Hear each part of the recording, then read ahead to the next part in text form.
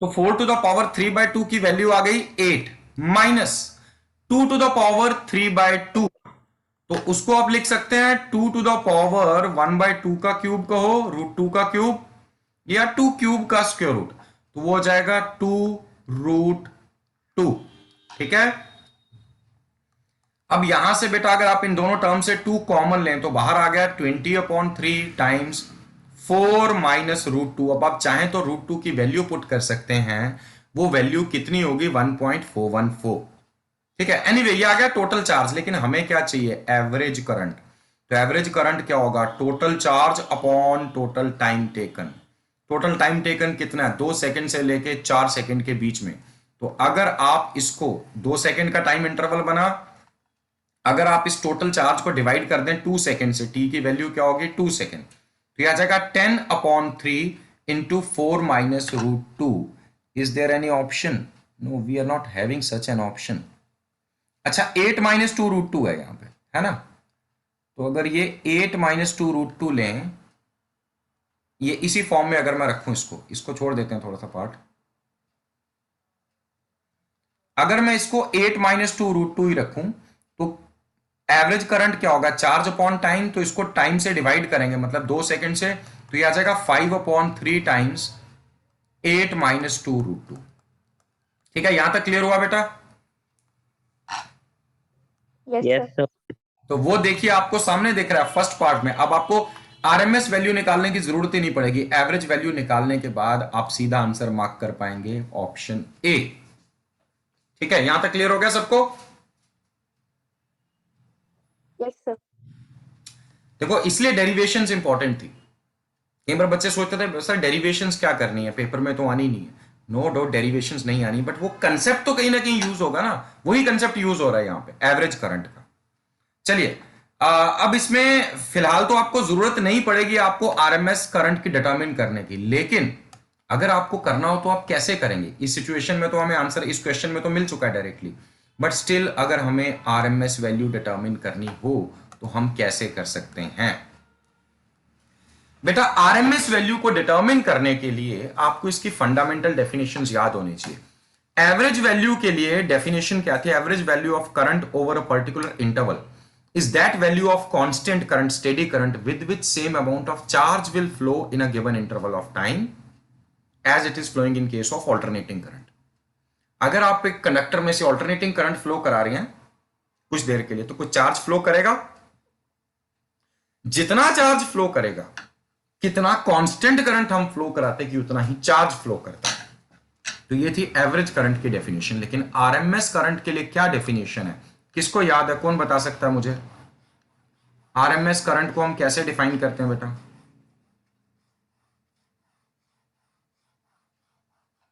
हाँ जी बताइए ना,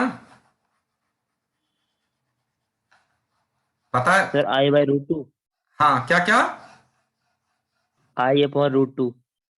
हाँ वो तो हो गया वहां पे ऑल्टरनेटिंग करंट के केस में, लेकिन डेफिनेशन क्या हो फंडामेंटल, वो तो शॉर्टकट फॉर्मूला लगा रहे हैं ना आप। Sir root mean square. हाँ रूट मीन स्क्वायर, तो ये वैल्यू तो तब आपके काम आएगी जब आपको स्क्वायर वेवफॉर्म कहीं गिवन होगा ना, किसी एक इंटरवल में वैल्यू इतनी है, दूसरे में इतनी है, तीसरे में इतनी है, तो तब आप क्या करोगे हर इंटरवल की वैल्यू लोगे करंट की, उनके स्क्वायर करोगे, उनको ऐड करोगे डिवाइड बाय एन करके, फिर उसका रूट ले लोगे, स्क्वायर लोगे, स्क्वायर्स की मीन वैल्यू, फिर मीन वैल्यू का रूट लोगे, तो होगी आरएमएस वैल्यू। इसको हमने डिफाइन इस तरह से किया था, अगर आपको याद हो, थोड़ा सा आप याद करने की कोशिश करें, कि अगर हमारे पास एक रेजिस्टर है, इस रेजिस्टर आर में से वो ऑल्टरनेटिंग करंट में फ्लो करा रहा हूं, alternating current to and fro वाला करंट है, तो किसी टाइम टी के अंदर इस रेजिस्टर आर में से कुछ ना कुछ हीट पैदा होगी, हीट रिलीज होगी। कितना कांस्टेंट करंट में फ्लो कराता उतने ही टाइम टी के लिए कि इसमें सेम अमाउंट ऑफ हीट पैदा हो जाए। इसलिए कहता हूं बेटा बेसिक सबसे ज्यादा इंपॉर्टेंट है, अक्सर हम बेसिक्स को नेग्लेक्ट करते हैं। तो RMS current is that value of constant current which is when made to flow through a given resistor for same period of time will produce same amount of heat as is being produced by alternating current flowing through the same resistor for same interval of time. ठीक है, clear हुआ? Yes और no? Okay. अब heat heat के लिए हमारे पास formula क्या है? हीट के लिए हमारे पास फॉर्मूला बेटा आई स्क्वायर आर टी, ठीक है। लेकिन अगर तो करंट कांस्टेंट है फिर तो कोई भी इंटरवल ले लें। अगर करंट कांस्टेंट नहीं है तो आपको इंटरवल भी छोटा लेना पड़ेगा dt। यहां पर आपको इंटरवल क्या लेना पड़ेगा? dt। ये इंटरवल क्या लोगे आप? dt। और यहां पे हीट आ जाएगी dh। ये बात समझ आई? यस। Yes sir. नहीं तो आप दूसरे तरीके से देखो, ये तो आप जानते हैं ना, power is equal to I square are.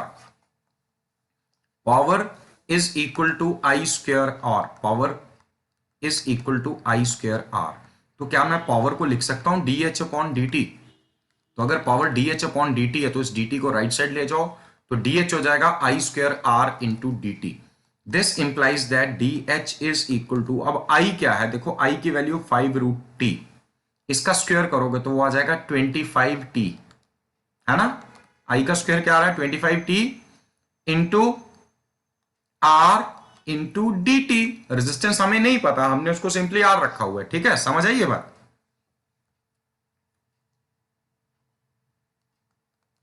Yes sir. Yes, sir. अच्छा, अब अगर टोटल हीट मुझे चाहिए तो टोटल हीट के लिए मुझे क्या करना होगा? इंटीग्रेट करना होगा दोनों साइड्स को। तो बेटर है मैं सीधा ही ऐसे यहां पे लिख दूं कि I am going to integrate both sides. तो लेफ्ट साइड को इंटीग्रेट करूंगा तो यहां लिमिट दे दूंगा 0 से लेकर h। राइट साइड को जब मैं इंटीग्रेट करूंगा तो टाइम की लिमिट आ जाएगी 2 सेकंड से लेकर 4 सेकंड।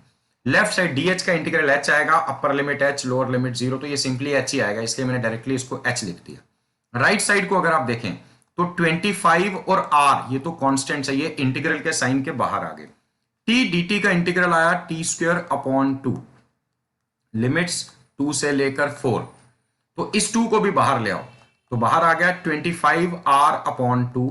अब लिमिट्स पुट कर दो तो t का स्क्वायर मतलब 4 का square, upper limit minus lower limit 2 का स्क्वायर। 4 का स्क्वायर इज 16, 16 माइनस 4 इज 12, तो ये वैल्यू आ गई 25r अपॉन 2 इंटू 12, तो 2 इंटू 6, तो मतलब टोटल हीट कितनी पैदा हुई? 25 इंटू 6 इज 150 r। इतनी हीट पैदा हुई। अगर इस सर्किट में से मैंने 2 सेकंड से लेके 4 सेकंड, मतलब लगातार मैं इसमें से ये वाला करंट आई फ्लो करवा रहा था, तो 2 सेकंड से लेके 4 सेकंड के बीच में हीट कितनी पैदा हुई? 150 r। ठीक है, क्लियर हुआ?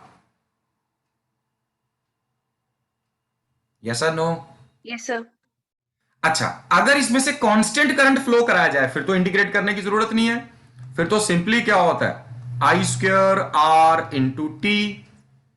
तो अब वो जो कांस्टेंट करंट है उसी को हम क्या बोलेंगे? I R M S. I M R M S into R का, आई आर एम एस का square into R into T. तो बेटा टी की जगह क्या हो जाएगा यहां पे? अरे थोड़ा सा गड़बड़ होगी, एक मिनट।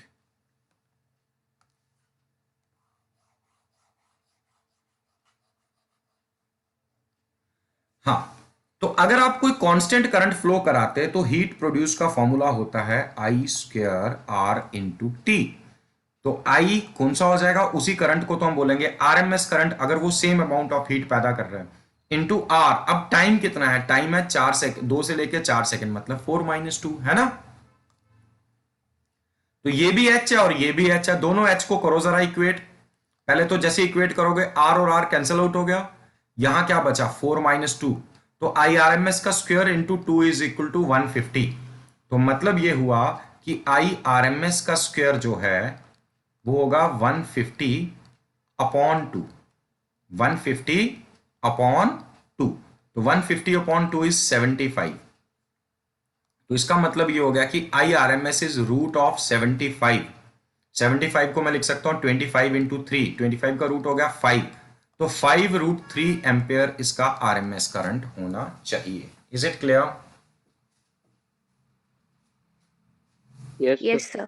ठीक है, समझ आ गया ना लॉजिक? चलो, तो देखो एक एक क्वेश्चन में एक एक कंसेप्ट आपका क्लियर होगा। Question number 8, changing magnetic fields can set up current loops in nearby metallic bodies and such currents are called as. Changing magnetic field, अगर कोई मेटेलिक बॉडी आसपास रखी है, फील्ड बदल रहा है तो फ्लक्स बदल रहा होगा, लेकिन कॉइल नहीं है, मेटेलिक बॉडी है, तो ऐसे करंट्स को हम क्या बोलते हैं? Eddy currents. Yes, these are called eddy currents. Very good. चलिए आगे बढ़ते हैं। Question number 9, the variation of electric potential with distance from a fixed point is shown in the figure. What is the magnitude of electric field at x is equal to 2.5? x equal to 2.5 पे electric field की value क्या होगी अगर आपको potential की variation का graph यहां पे गिवन है, यहां इस तरह से पोटेंशियल वेरी कर रहा है। तो अगर आप यहां ध्यान दें,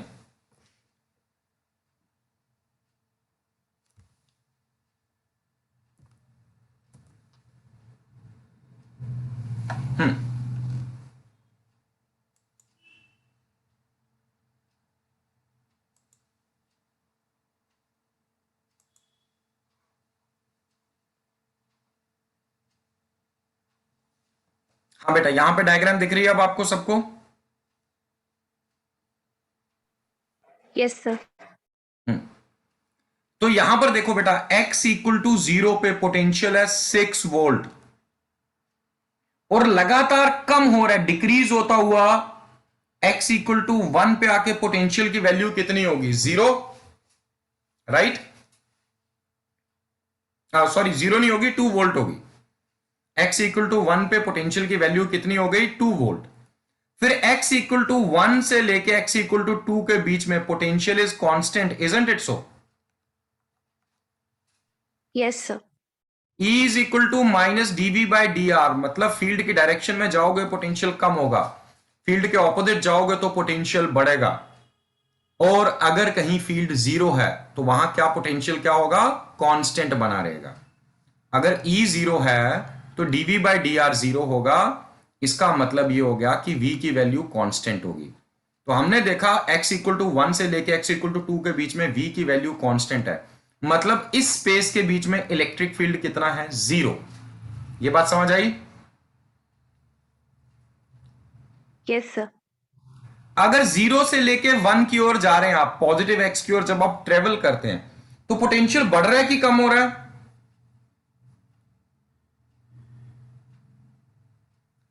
कम हो रहा है। 0 की ओर जाते हुए पोटेंशियल बढ़ रहा है कि कम हो रहा है?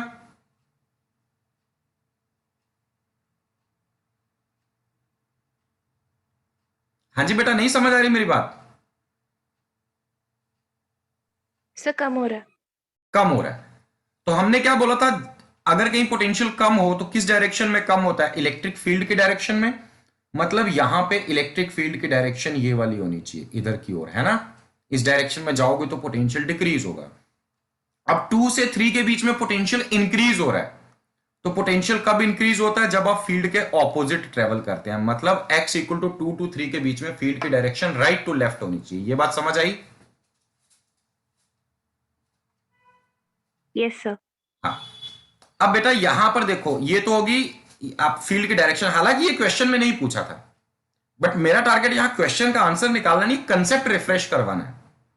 तो आपको यहां पे ये इंफॉर्मेशन मिल गई कि x इक्वल टू 0 से लेके 1 के बीच में फील्ड की डायरेक्शन राइटवर्ड्स है और 2 से 3 के बीच में फील्ड की डायरेक्शन लेफ्टवर्ड्स है और 1 से 2 के बीच में फील्ड 0 है क्योंकि यहां पे पोटेंशियल कांस्टेंट है। एनीवे, अब हम आते हैं क्वेश्चन के पार्ट पे।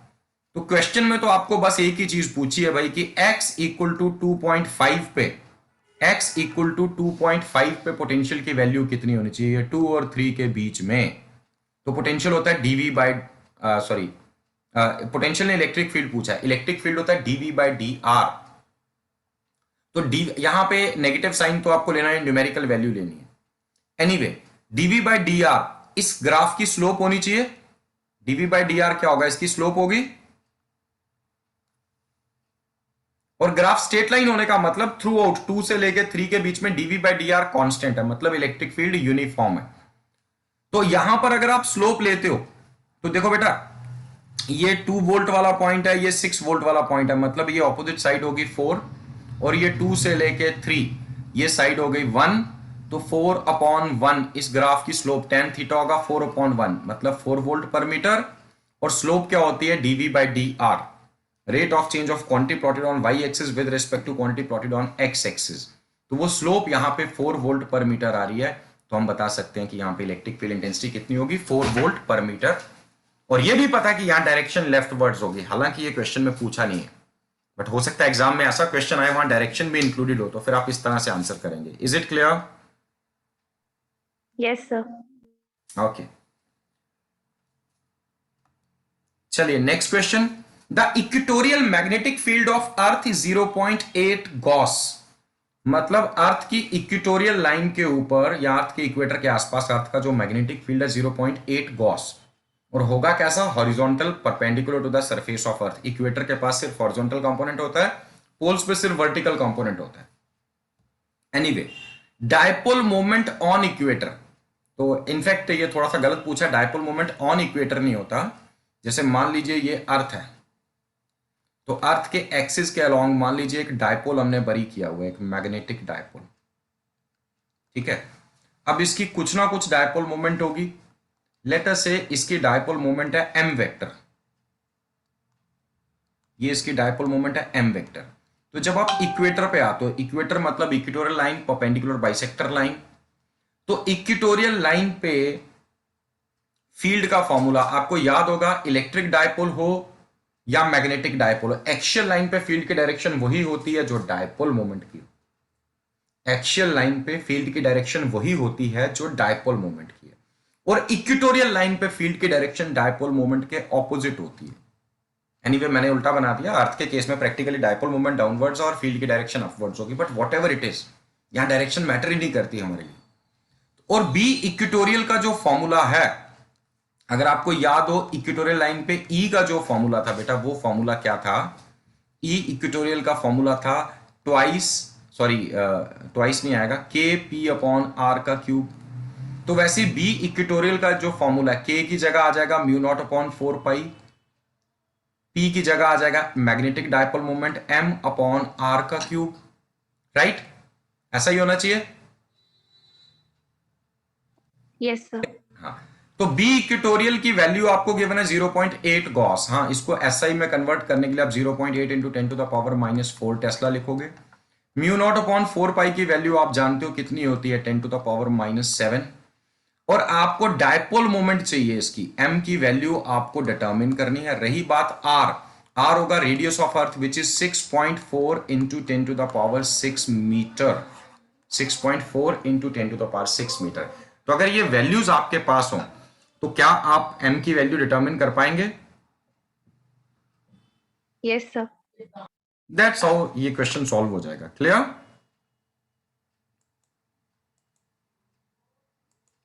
चलिए let's move on to next question.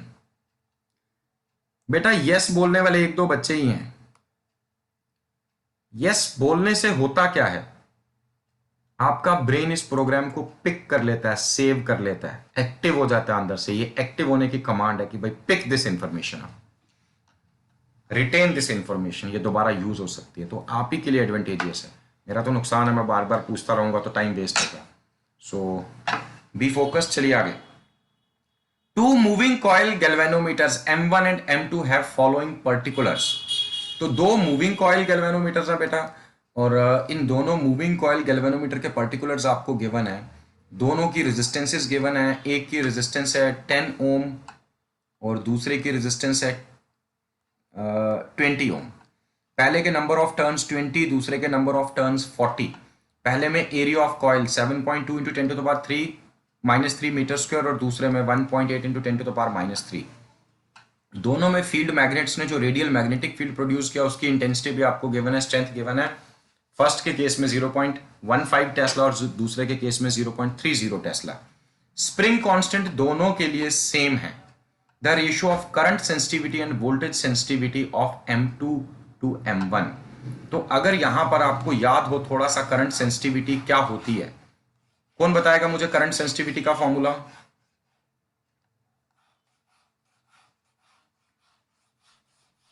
किसी को नहीं? Deflection upon NAB current. upon R. Yes, very good. So बेटा करंट सेंसिटिविटी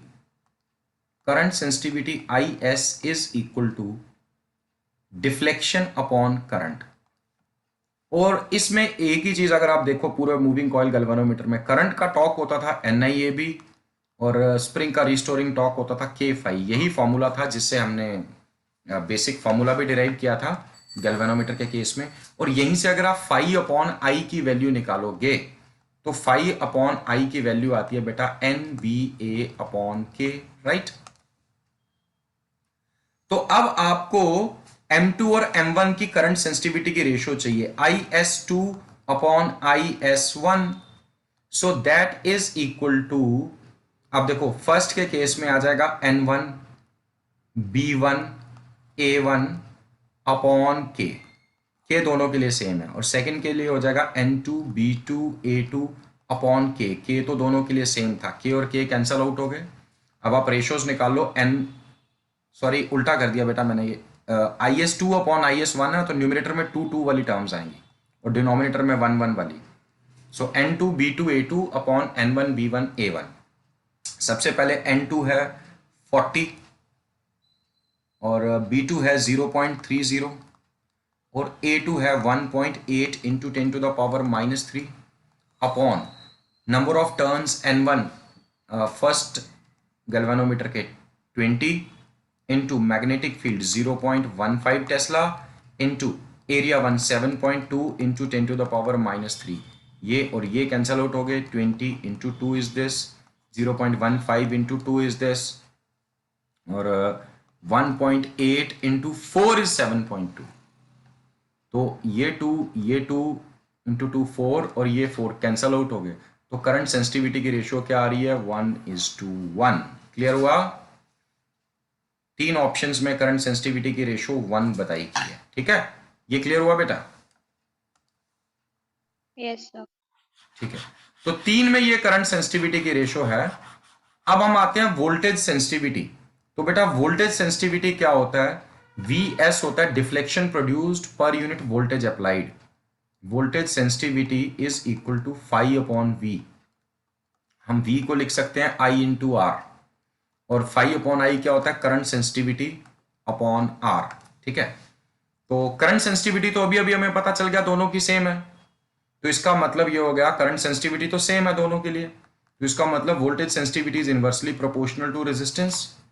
तो Vs2 अपॉन Vs1 क्या होना चाहिए? R1 अपॉन R2, और R1 तो 10 ओम है और R2 20 ओम है, तो 1:2 वोल्टेज सेंसिटिविटीज की रेशियो होगी 1:2, 1/2। अदरवाइज यही formula NBA upon K into R भी बन जाता है, K इंटू R। तो आप चाहें तो इस फॉर्म में फॉर्मूला उठा लें। क्लियर?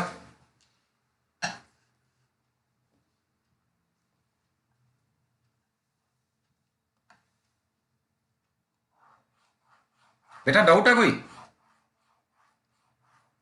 Sir clear. ये बाकी लोग क्या कर रहे हैं? बाकी और है कौन कौन? एक गुरनीत और प्रीति दो ही हैं, बाकी गायब हो गए हैं। चलिए चलिए next. Two circuits having coefficient of mutual induction 0.03 henry. तो दो सर्किट्स में कोफिशिएंट ऑफ म्यूचुअल इंडक्शन कितना आ रहा है? 0.03 Henry. Average EMF induced in the secondary by a change of current from 0 to 20 ampere in 0.06 second in the primary will be। तो देखो self induction और mutual induction दोनों में आपने कुछ फॉर्मूले पढ़े थे। पहला फॉर्मूला होता है सेल्फ इंडक्शन के केस में phi is equal to LI, दूसरा होता है म्यूचुअल के केस में phi is equal to MI। फिर हमारे पास आता है इंड्यूस्ड EMF का formula, that is -LdI/dt self induction के केस में, और म्यूचुअल के केस में -MdI/dt। हाँ, इसमें म्यूचुअल में करंट एक कॉइल में चेंज होता है और EMF दूसरी में इंड्यूस होता है। सेल्फ में सेम में करंट चेंज हो रहा है और उसी में EMF इंड्यूस हो रहा है। तो यहां पर देखें बेटा, आपको M की वैल्यू गिवन है। M की वैल्यू, न्यूमेरिकल वैल्यू तो आपको लेने की जरूरत नहीं, नेगेटिव साइन को छोड़ दो। M की वैल्यू 0.03 इंटू DI/dt। DI हो गया 0 to 20, तो मतलब 20 - 0 यानी कि चेंज 20 ही रही, अपॉन कितने टाइम में? 0.006 सेकेंड में। तो 0.003 इंटू 0.2 अगर आप मल्टीप्लाई करोगे तो 0.006 आ रहा है, तो ये आ गया 20/0.2 यानी कि 200/2 यानी कि 100 वोल्ट। तो कितना EMF इंड्यूस होना चाहिए? 100 वोल्ट का। Is it clear? Yes sir. चलिए, so this was question number 12। Up to 12 हम कर चुके हैं।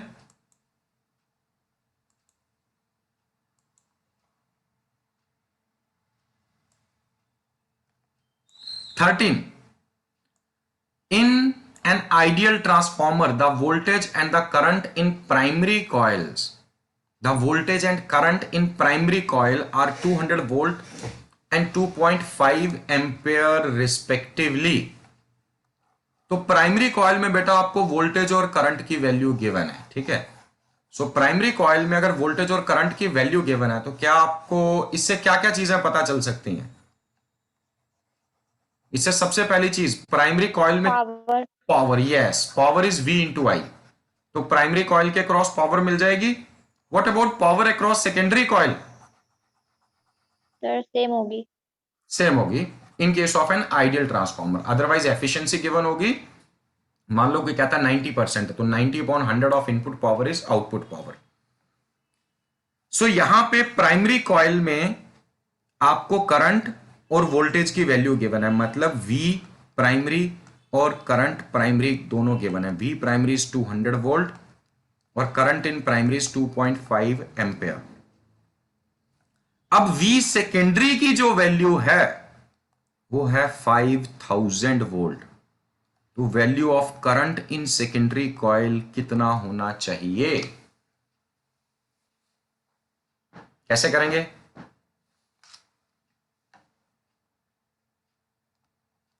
सर दोनों की पावर्स को इक्वेट कर देंगे। दोनों की पावर्स। पावर्स या रेशो?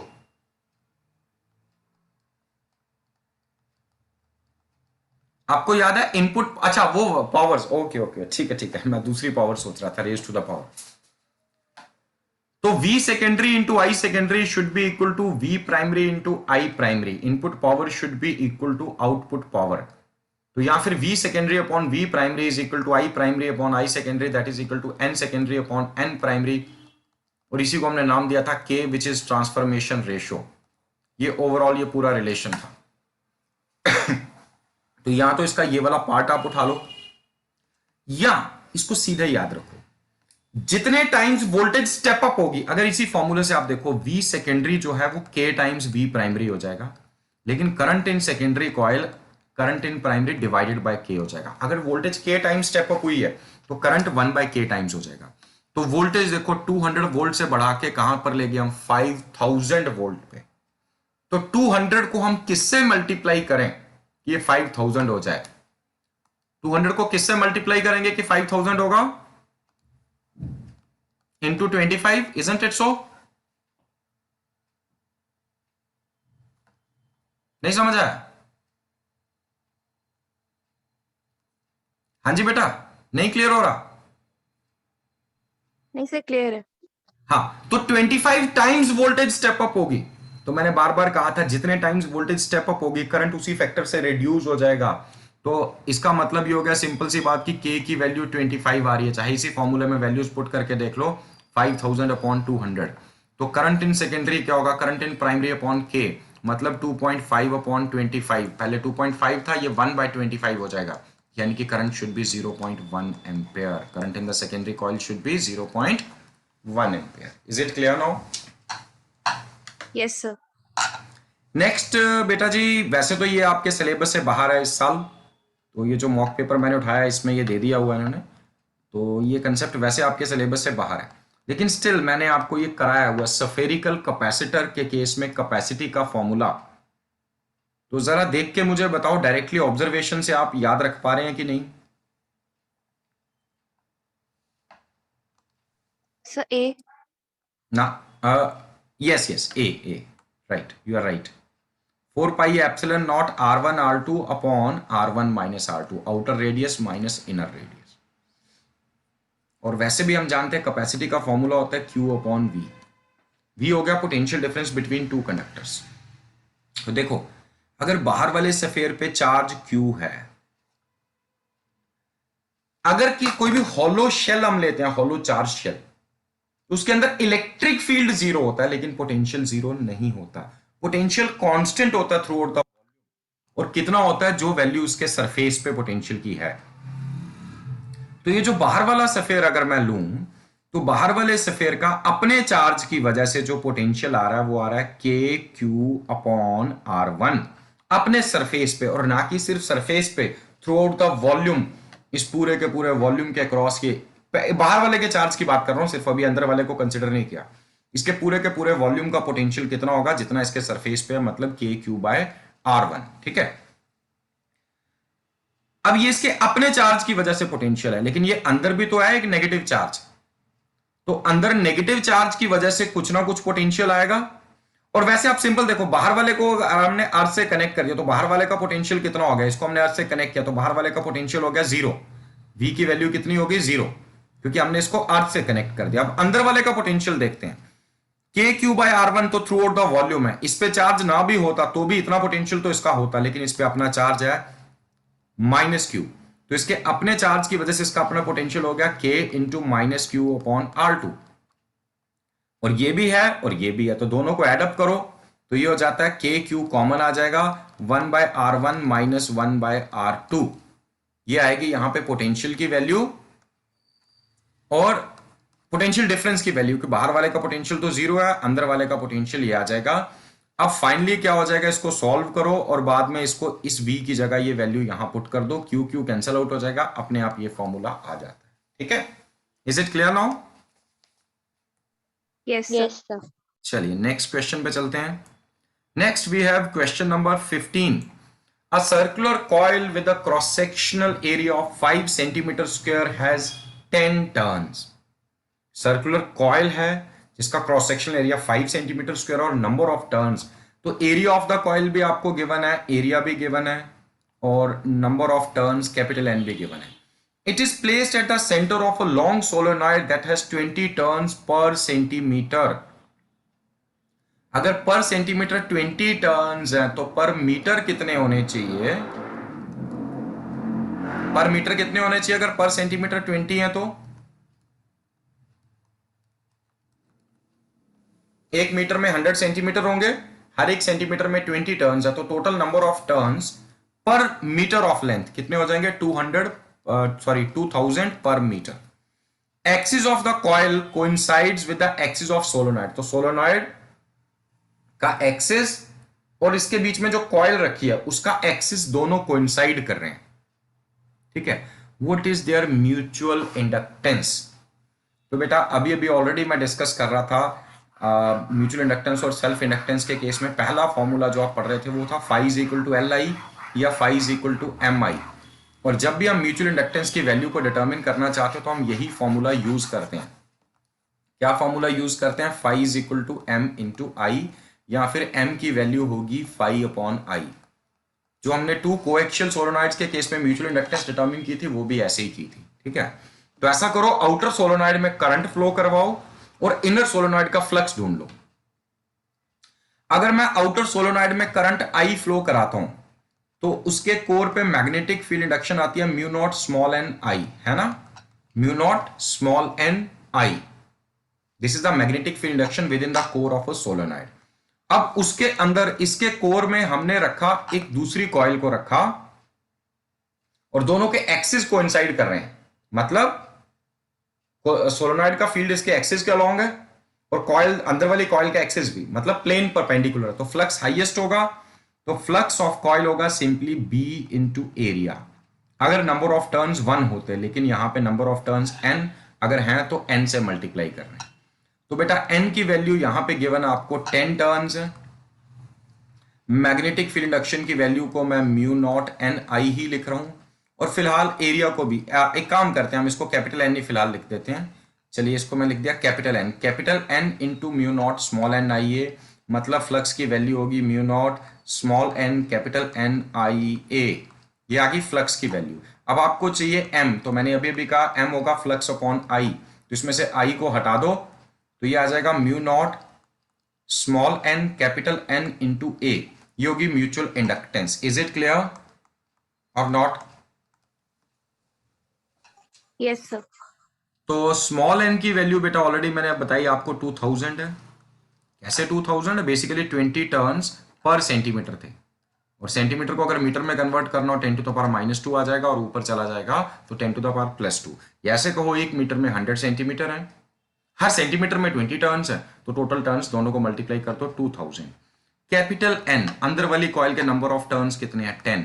रही बात एरिया की, एरिया इज 5 सेंटीमीटर स्क्वायर, तो सेंटीमीटर स्क्वायर को मीटर स्क्वायर में कन्वर्ट करना हो तो 10 टू द पावर -4 से हम मल्टीप्लाई करते हैं। ठीक है, जरा करके देखते हैं। 5 इंटू 2 10, 3 0 ये 10,000, ये 1 0 ये, तो ये आ जाएगा सिंपली 10 टू द पावर 5। इन तीनों को अगर आप मल्टीप्लाई करोगे ये आ रहा है 10 टू द पावर 5, और ये क्या है 10 to the power -7 -4 10 to the power -11, मतलब 10 टू द पावर -6 हेनरी, यानी कि micro Henry. But I think कोई गड़बड़ तो नहीं हो रही हमसे? सर 4 पाई। अरे सॉरी, हाँ yes, it is mu naught, मैं पूरे म्यू नॉट अपॉन 4 पाई की वैल्यू ले गया, so it should be 4 pi into 10 to the power -7, 4 pi into 10 to the power -7, तो अल्टीमेटली ये वैल्यू आ गई 4 pi into 10 to the power -6, और 4 into pi 3.14 into 10 to the power -6, और यह आ जाएगा 12.56, 12.56, और 10 टू द पावर -6 को माइक्रो लिख लो, माइक्रो हेनरी, मतलब 12.6 micro Henry. Is it clear? Yes sir. Yes, sir. Good.